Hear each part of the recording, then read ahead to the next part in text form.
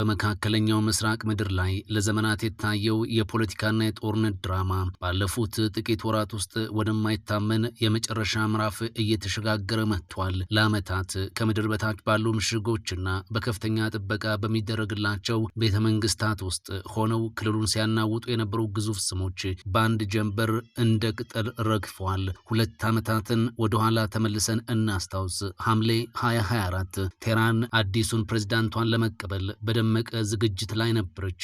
የሐማስ ቁንጮ እስማኤል ሐንዬ እንደ ክብር እንግዳ በከተማዋ መሃል በሚገኝ ከፍተኛ ጥበቃ የሚደረግለት የእንግዳ ማረፊያ አርፎ ነበር። ጎህ ሳይቀድ በአንድ ቅጽበት ክፍሉ ፈነዳ። ሐንዬ የሞተው በድሮን ሳይሆን ከ2 ወራት በፊት በክፍሉ ውስጥ ተቀብሮ በነበረ ስማርት ቦምብ እንደሆነም በኋላ ላይ በወጡ ሪፖርቶች ለማወቅ ተችሏል። ይህ ግድያ የኢራንን ደህንነት እርቃኑን ያስቀረም ነበር። ጠላት የቤቱን ቁልፍ ብቻ ሳይሆን መኝታ ቤቱ ድረስ ገብቶ እንደተቀመጠም ያረጋገጠም ጭምር። እንቀጥል። የቤሩት መንቀጥቀጥ የሐሰን ናስረላህ ፍጻሜን እናገኛለን። መስከረም 2024 የሊባኖሱ ሄዝቦላ መሪ ሐሰን ናስረላህ ለ32 ዓመታት እስራኤልን ሲያስፈራራ የኖረ ግዙፍ ስም እንደነበር ይታወሳል። በቤሩት ደቡባዊ ክፍል ከ60 ጫማ በላይ በሆነ ጥልቀት ውስጥ በሚገኝ የኮንክሪት ምሽግ ውስጥ ሆኖ ጦርነቱን ይመራም ነበር። ድንገት ኦፕሬሽን ተከፈተበት። እስራኤል አዲስ ስርዓት በሚል ስያሜ በደቂቃዎች ውስጥ 80 የሚሆኑ ግዙፍ ቦምቦችን አዘነበች። መሬቱ ተሰነጠቀ። የናስረላህ ግዙፍ ምሽግም መቃብሩ ሆነ። የናስረላህ መሞት የኢራንን የመቋቋም ዘንግ ዋነኛ ምሰሶ እንዳፈረሰም ይታመናል። የክልሉ ኃይል ሚዛን በአንድ ምሽት ተገለበጠ። የጋዛው የመጨረሻው እስትንፋስ ያህያ ሲንዋር ጥቅምት 2024 የጥቅምት 7ቱ ጥቃት መሐንዲስ ተብሎ የሚታሰበው ያህያ ሲንዋር ለዓመት ያህል በጋዛ ዋሻዎች ውስጥ እንደ ጥላ ሲንቀሳቀስ ቆይቷል። እንደ ሌሎቹ በረቂቅ ስለላ ሳይሆን ሲንዋር የተገደለው በአጋጣሚ ከእስራኤል ወጣት ወታደሮች ጋር በተደረገ የፊት ለፊት ተኩስ ነበር። የቆሰለው ሲንዋር በአንድ እጁ ሶፋ ላይ ተቀምጦ በሌላኛው እጁ ድሮኑን በዱላ ሲወረውር የሚያሳየው የመጨረሻው ምስል በታሪክ ውስጥ የማይረሳ ትዕይንት ሆኖ ቀርቷል። የሞቱ ዝርዝር ይቀጥላል። እነዚህ ትላልቆቹ ቢሆኑም በዙሪያቸው የነበሩት ወታደራዊ አመራሮችም አልተረፉም ነበር። መሐመድ ደይፍ የሐማስ ወታደራዊ አዛዥ ለዓመታት ከ9 ግድያ ሙከራዎች ያመለጠው ባለ 9 ነፍሱ በመጨረሻም በጋዛ ዋሻ ስር ቀርቷል። ፉአድ ሹክር የናስረላህ ቀኝ እጅ በቤሩት ሰማይ ስር በድሮን ተመቶ መገደሉም እንዲሁ ይታወሳል። ኢብራሂም አቂል የሄዝቦላህ የልዩ ኃይል አዛዥ ከሌሎች 15 ከፍተኛ መኮንኖች ጋር በአንድ ስብሰባ ላይ እያሉ መገደላቸው ይታወሳል። አሁን ተራው ወደ ኢራኑ ጠቅላይ መሪ አያቶላህ ካሜኒ ደርሶ እርሳቸውንም በድንገት በነበር አስቀርቷቸዋል። የእስራኤል ወታደራዊ ስትራቴጂ አሁን ተቀይሯል። ቀደም ሲል በኤምባሲዎች ወይም በታችኛው መኮንኖች ላይ ያተኩር የነበረው ጥቃት አሁን በቀጥታም ወደ ውሳኔ ሰጪዎች ዞሯል። ይህንን ተከትሎም የ86 ዓመቱ አያቶላህ ካሜኒ ለግድያ እንዲበቁ አድርጓቸዋል። ከኢራን ሻህር ስደት እስከ ቴህራን ፍርስራሽ የአያቶላህ አሊ ኻሜኒ የ37 ዓመታት የብረት እጅ አገዛዝ ማጠቃለያ ሆኗል። አያቶላህ አሊ ካሜኒ ከቀላል የሃይማኖት ተማሪነት ተነስተው ለ37 ዓመታት ኢራንን በብረት እጅ እስከ መምራት የደረሱበት የህይወት ታሪክ የዘመናዊቷ ኢራን ምስቅልቅል ታሪክ ነጸብራቅ ተደርጎም ይቆጠራል። በአሁኑ ወቅት ኦፕሬሽን ኦፔክ ፉሪ በተሰኘው ጥቃት መገደላቸው ተነግሯል።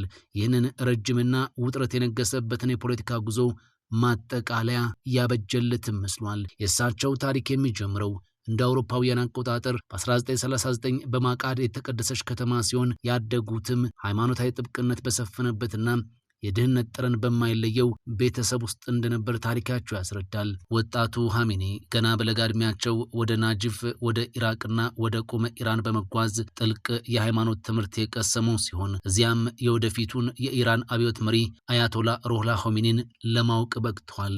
ይህ ግንኙነት በኻሜኒ ውስጥ የነበረውን የፖለቲካ ረሃብ የቀሰቀሰ ሲሆን በወቅቱ የነበረውን የሻህ መሐመድ ሬዛ ፓህላቪን አገዛዝ በጽኑ እንዲቃወመው መንገድ ከፋች ሆነላቸው። ሆሜኒን እንደ መንፈሳዊ አባትና የፖለቲካ መሪ በመከተል በሻህ ላይ በሚደረጉ እንቅስቃሴዎች ውስጥ ቀዳሚውን ስፍራ መያዝም ጀመሩ። በ1960ዎቹና 70ዎቹ መጀመሪያ ላይ ሆሜኒ በሻህ የደህንነት መስሪያ ቤት ከፍተኛ ስደትና እንግልት ደርሶባቸዋል። በንጉሳዊው አገዛዝ ላይ ህዝብን በማነሳሳት ወንጀል ተደጋጋሚ እስራት የደረሰባቸው ሲሆን በተለይም እንደ አውሮፓውያን አቆጣጠር በ1977 መጨረሻ ላይ ወደ ሩቅና በረሃማ ወደ ሆነችው ኢንሻህር ከተማ በስደት እንዲሄዱ ተደረገ። ይህ የስደት ዘመናቸው ለካሜኒ ከባድ ቢሆንም ከአካባቢው ማህበረሰብ ጋር በመቀራረብና ስርጭታቸው ያልተገደበ በራሪ ወረቀቶችን በማሰራጨት የአብዮቱን እሳት ከሩቅ ሆነው ሲያቀጣጥሉ ቆይቷል። የስደት ዘመናቸው ሊያበቃ የቻለው በ1978 መጨረሻ አካባቢ አብዮቱ መላ ኢራንን ማዳረስ ሲጀምር ነበር።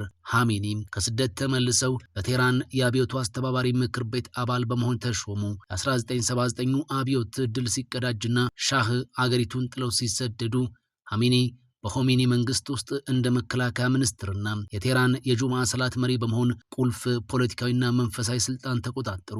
እንደ አውሮፓውያን አቆጣጠር በ1981 በኻሜኒ ላይ የተሰነዘረው የቦምብ ጥቃት በሕይወታቸው ውስጥ ትልቅ አሻራ ጥሏል። ጥቃቱ የቀኝ እጃቸውን ሽባ ያደረገው ቢሆንም ሕያው ሰማዕት የሚል ቅጽል ስም እንዲያገኙና በደጋፊዎቻቸው ዘንድ ያላቸው ተቀባይነት እንዲጨምርላቸውም አድርጓል።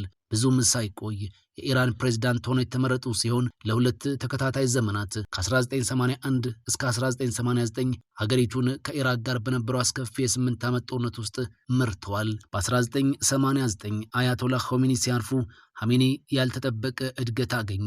ምንም እንኳን በወቅቱ የነበራቸው የሃይማኖት ማዕረግ ዝቅተኛ ቢሆንም በባለስልጣናት ምክር ቤት አማካኝነት የኢራን ከፍተኛ መሪ ሆነው ተሾሙ።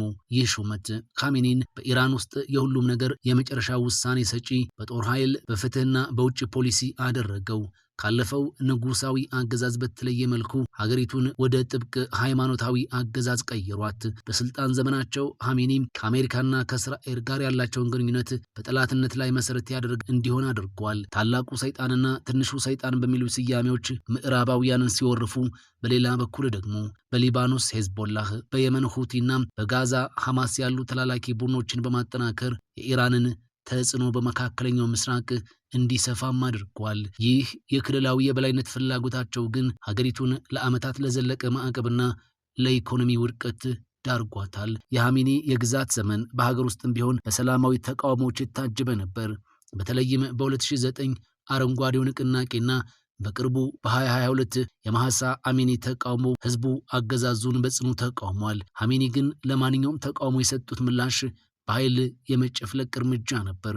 ይህ ጥብቅነታቸው በደጋፊዎቻቸው ዘንድ እንደ ጽናት ቢታይም በብዙሃኑ ኢራናውያን ዘንድ ግን እንደ ጨካኝነት ተቆጥሯል። እድሜያቸው እየገፋ ሲመጣ የጤና ሁኔታቸውና ተተኪያቸው ማን ይሆናል የሚለው ጥያቄ የዓለም አቀፍ መገናኛ ብዙሃን መነጋገሪያ ሆኖ ቆይቷል። ኻሜኒ የገነቡት መዋቅር እጅግ ውስብስብና በአንድ ሰው ፍላጎት ላይ የተመሰረተ በመሆኑ የእሳቸው መኖር ለአገዛዙ ህልውና ወሳኝ ተደርጎ ይወሰድም ነበር። ይሁን እንጂ በ2026 መጀመሪያ ላይ የተከሰተው ወታደራዊ ጥቃት ይህንን መዋቅር ክፉኛ እናውጦታል። የካቲቱ 2026 ኦፕሬሽን ኦፔክ ፍሪ ኻሜኒንና ሌሎች 40 ከፍተኛ ባለስልጣናትን ኢላማ ማድረጉ ያገዛዙን የመጨረሻ ምዕራፍ ያመላከተም ሆኗል። ጥቃቱ ኻሜኒን ከምድረ ገጽ አጠፋም። ለ37 ዓመታት የቆየው የእሳቸው የበላይነት ዛሬ በይፋ ተደምድሟል።